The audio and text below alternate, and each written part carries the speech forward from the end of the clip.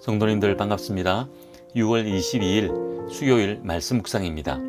오늘 묵상 본문은 사무엘상 29장 1절에서 마지막 11절 말씀입니다. 오늘 본문은 지난 28장 1, 2절에서 동족 이스라엘과 전쟁해야 했던 다윗의 위기가 어떻게 해결되고 있는지를 말씀하고 있습니다. 이 모든 일 배후에 하나님의 섭리가 있음을 우리는 압니다. 그런 하나님의 도우심의 손길을 바라보면서 오늘 본문을 살펴봅시다. 먼저 본문 1절에서 5절 말씀입니다.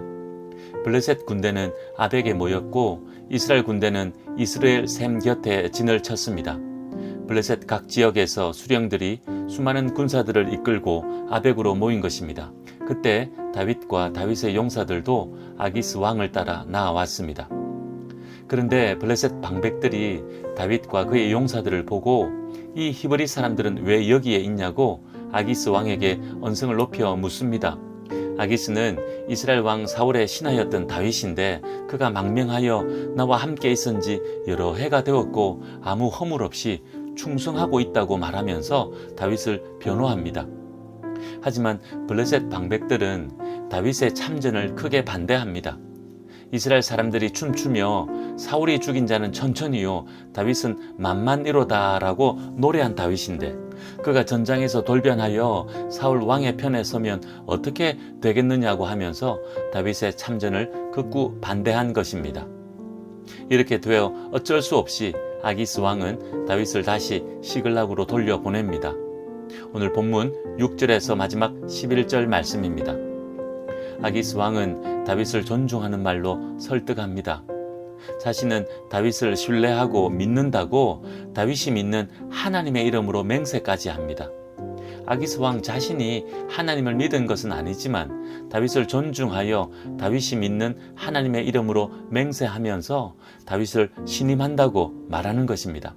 하지만 함께하는 블레셋 수령들이 믿지 않으니 이번 전쟁에 함께 나갈 수 없고 시글락으로 돌아가 블레셋 수령들의 눈에 보이지 않게 하라는 것입니다.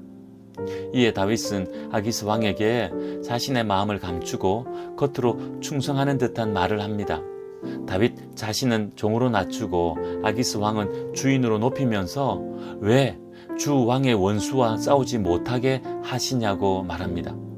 또다시 아기스 왕은 다윗을 향해 너는 하나님께서 보내주신 천사처럼 선하다고 말하면서 하지만 블레셋 방백들이 반대하니 어쩔 수 없다고 기분 나쁘지 않게 말합니다. 그리고선 내일 날이 밝기 전에 일어나서 이곳을 떠나 시글락으로 돌아가라고 합니다. 이에 다윗과 그의 용사들은 시글락으로 돌아왔고 블레셋 군대는 이스라엘로 올라갔습니다. 이제 오늘 본문을 묵상해 봅시다.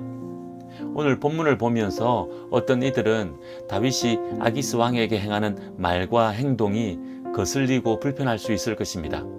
왜냐하면 하나님을 대적하는 블레셋 왕 아기스를 주인이라 높이고 이스라엘을 향해서는 주인의 원수인 나라라 하면서 자신도 주인의 원수와 싸우겠다 하니까 말입니다. 반대로 이 모든 것이 다윗의 거짓말이니까 또 거짓말한 다윗이 거슬리고 불편하게 느껴질 수 있습니다. 이래도 저래도 오늘 본문에 등장하는 다윗의 모습은 거슬리고 불편하게 보입니다. 그래서 오늘 본문에서 보이고 있는 다윗의 모습을 죄된 모습, 연약한 모습으로 이해하기도 합니다. 그럼에도 하나님께서 은혜를 부어주셨다는 것입니다. 하지만 저는 오늘 본문에서 그런 다윗의 모습에 집중하기보다는 그 배후에서 역사하신 하나님께 집중하여 묵상하려 합니다. 그래서 모든 것을 합력하여 선을 이루시는 하나님을 묵상하기 원합니다. 하나님께서는 오래전 사무엘을 통해 다윗에게 기름을 부으셨습니다. 그리고 하나님의 때가 되면 왕으로 세우실 것입니다.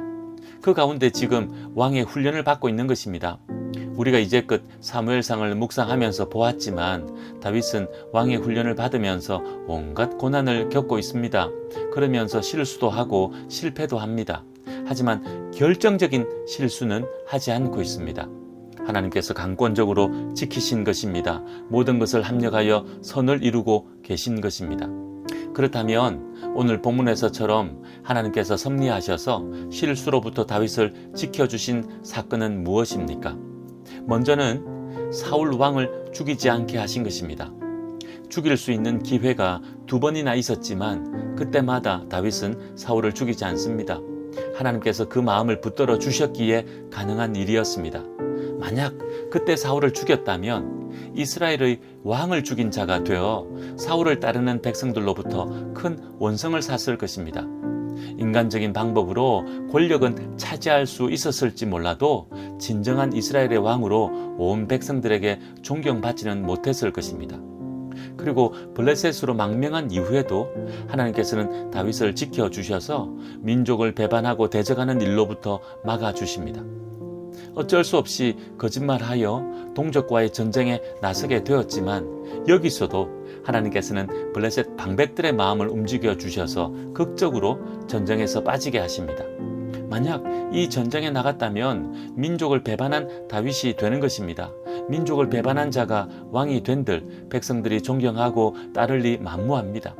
하나님께서는 다윗을 이런 결정적인 실수로부터 지켜주셔서 모든 위기와 어려움이 결국에는 선이 되도록 인도해 주십니다. 우리의 삶도 그러합니다.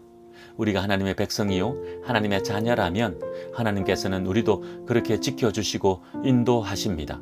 하나님의 백성이요 자녀 된 우리의 삶에 다윗처럼 온갖 어려움과 고난이 있을 수 있지만 하나님 바라보며 끝까지 믿음으로 나아간다면 우리 인생의 모든 것을 합력하여 하나님의 선을 이루어 주실 것입니다. 물론 다윗처럼 세상에서 높은 자리에 세워주신다는 말이 아니라 믿음으로 승리하게 하신다는 말씀입니다. 그렇게 하여 우리를 통해 하나님의 뜻을 이루어 가실 것입니다. 그렇게 하나님께 쓰임받는 우리 모두 되기를 간절히 소원합니다. 기도하겠습니다. 하나님 아버지, 모든 것을 합력하여 선을 이루시는 하나님을 보게 하시니 감사드립니다. 다윗, 고난 가운데 실수도 많고 연약함도 많은 인생이었지만 그를 붙들어 주시고 지켜주셔서 곁길로 가지 않게 하시고 그렇게 하여 그를 이스라엘의 왕으로 세워주십니다. 오늘 우리에게도 합력하여 선을 이루시는 그 은혜와 사랑이 부어질 줄 믿사오니 인도하여 주시옵소서. 예수님의 이름으로 기도하옵나이다. 아멘. 오늘은 드림교회와 각자가 섬기는 교회 공동체를 위해 기도하는 날입니다. 개인처럼 교회 공동체에도 환난과 고난이 있을 수 있습니다. 하지만 오늘 말씀에서 묵상했듯이 우리 교회 공동체가 그런 환난과 고난에도 끝까지 믿음 지키며 하나님 바라보아 모든 것을 합력하여 선을 이루시는 하나님 만나게 해달라고 기도합시다. 그렇게 세움받아 하나님께 쓰임받는 교회 공동체 되도록 간절하게 기도하는 오늘 하루 됩시다. 오늘도 믿음으로 승리하십시오.